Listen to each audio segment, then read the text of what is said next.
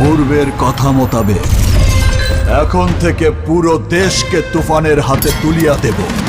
সে যা চাইবে পাইবে, যা করিতে চাইবে করিবে। তাহাকে কোনো কিছুতেই বাধা দেয়ার এখতিয়ার কেউ রাখিতে পারিবে না।